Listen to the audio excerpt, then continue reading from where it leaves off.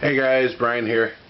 As you can see, the Manchild Cave is in a state of emptiness and chaos, like my soul, while I'm waiting to decorate for Halloween, which actually starts sometime this week.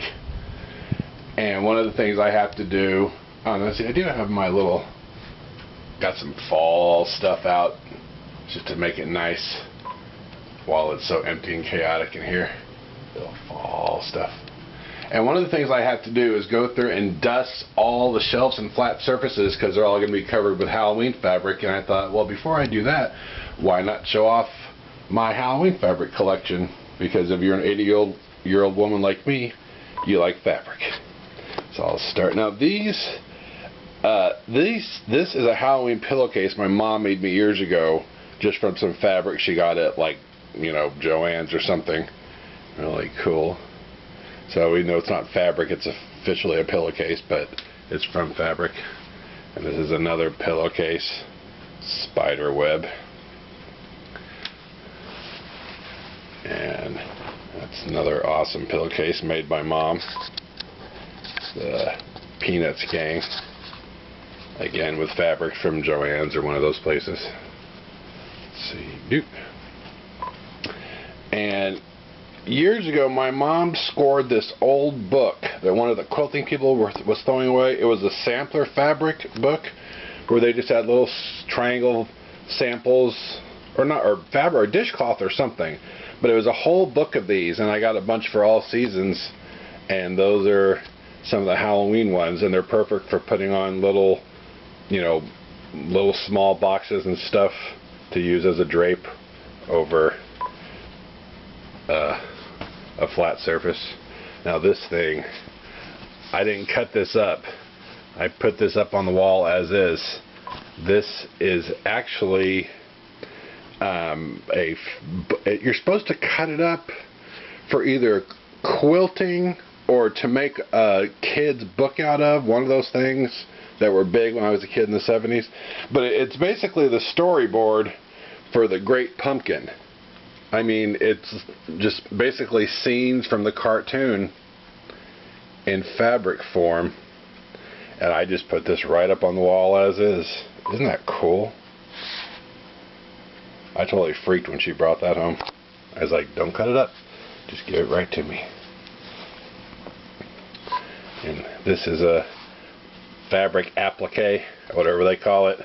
It's just a little weird vampire head with bat wings. Just one of those little things that look good stuck on a shelf somewhere. And this is, I love this vintage looking, well, I don't know, actually it's not really vintage looking, it just looks cool. Just iconic jack-o'-lanterns and witches' hats and the broom. Let's see. That's your basic bat fabric. I love fabric with repeating patterns. It's just great to put on like a dresser or something. Now, yeah, now this is the vintage one. Now, this isn't vintage, it's repro, but it's just filled with old vintage Halloween postcards from like the 30s and stuff, and old Bastille die cuts. I have a whole video I'm going to make on my Halloween die cuts, old, new, and reproduction ones. Just look at all those great old vintage Halloween images. So awesome. And this is your basic pirate skull on a treasure map fabric. And this is let's see if I can get this. This is one of my mom's things. I like it though. At first I was like, but it kind of grew on me.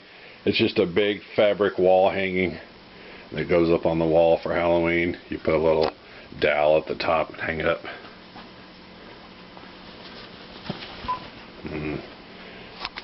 This is a huge sheet of Peanuts Great Pumpkin Halloween fabric that I spread on top of where the Disneyland castle is, and that's where I put my Peanuts Great Pumpkin display. And here's a remnant of that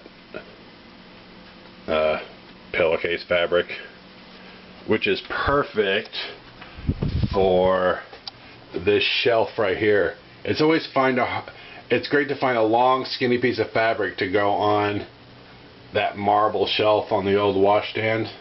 So that was just perfect. And there's now anybody, if you're an old lady or anyone who knows fabrics, you know about Mary Inglebright. She's an old school quilting fabric lady, and this is a wall hanging of hers. I like her style. It's kind of vintage-esque, just that old classic Halloween style. Let's see. I love this stuff.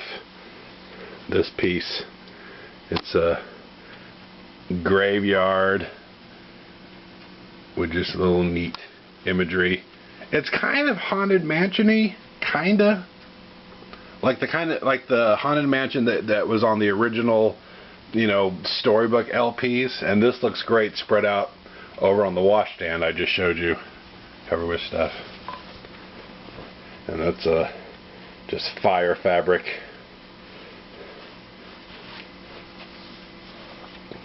There's another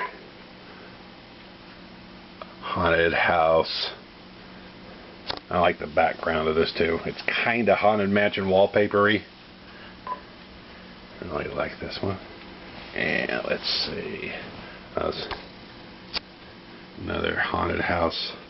I don't know if that's focusing. So let's see. Kinda. And now this is a vintage Halloween handkerchief that my friend Michelle sent me from one of my Flickr friends. Of course, I use it as sometimes I put it up on the wall, sometimes I put it on like my nightstand or something. It's really great old Halloween imagery. And here's another trick-or-treater fabric.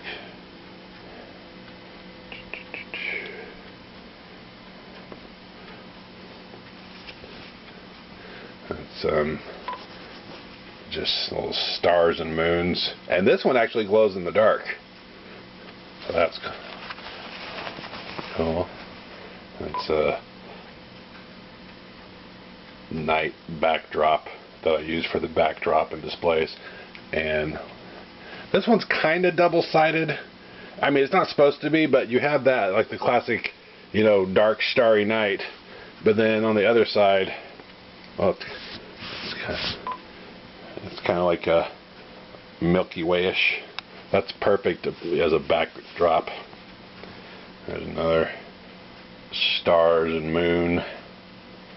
And this one has, I believe the stars glow in the dark on this one too.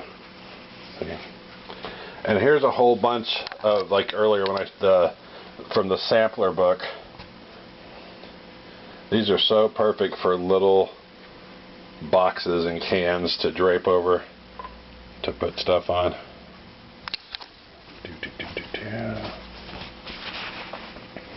And this is one of my all-time favorite Halloween fabrics. Now, these bats glow in the dark. You should see this thing in the black light. It's awesome. Let's see. And there's your basic spider web fabric. And let's see. And another Halloweeny night. You look closely, got little booze mixed in with the clouds. So, okay, that's it. I hope you enjoyed checking out my Halloween fabric. Take care.